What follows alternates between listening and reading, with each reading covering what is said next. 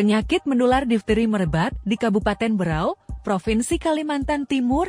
Ditemukan 4 kasus, 3 pasien diantaranya meninggal dunia. Salah satunya merupakan orang dewasa. Itu sebabnya Berau ditetapkan berstatus kejadian luar biasa KLB difteri. Kondisi ini disebabkan para pasien belum pernah mendapatkan vaksinasi difteri, pertusis, dan tetanus DPT. Demikian diungkapkan Kepala Dinas Kesehatan Dinkes Provinsi Kaltim, Jaya Mualimin. Dijelaskannya, berdasarkan surat dari Bupati Berau, ada peningkatan kasus difteri di Kabupaten Berau. Pihaknya langsung melakukan outbreak response immunization ARE difteri, yakni pemberian imunisasi DPT untuk anak usia 1-5 tahun tanpa memandang status imunisasi sebelumnya yang akan dilaksanakan dalam 3 tahap, yaitu bulan 1, kedua, dan 6 bulan kemudian. Di Kalimantan Timur, menurutnya, terdapat 16 kasus, dan Kabupaten Berau tercatat sebagai kasus dengan kematian terbanyak hingga Maret tahun 2024, disebut KLB sebab peningkatan kasusnya sangat cepat, bahkan sampai mengakibatkan 3 kematian dari 4 kasus, artinya tingkat kematian terjadi sekitar 75%. Makanya kita harus cepat merespon dengan mempercepat imunisasi bagi masyarakat yang terdampak kematian akibat difteri, ungkap Jaya Mualimin kepada Tribun Kaltim.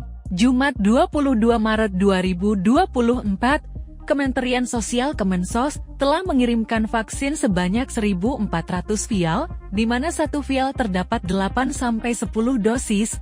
Selanjutnya, Dinas Kesehatan Provinsi Kaltim akan menyerahkan kepada lintas sektor di Berau untuk melanjutkan sosialisasi, seperti BPBD, Kemenak, MUI, Dinkes, dan Disdik Berau. Dinkes akan melakukan sosialisasi berjenjang, terutama kepada orang tua yang menjadi sasaran imunisasi.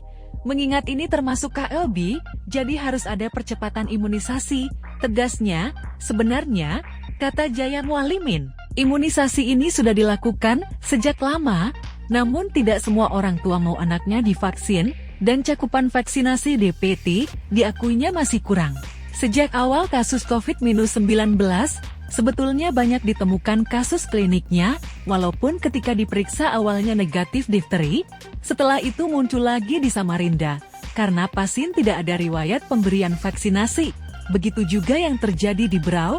Jelasnya, jika bisa ditangani lebih cepat, tentunya pasien akan bisa sembuh.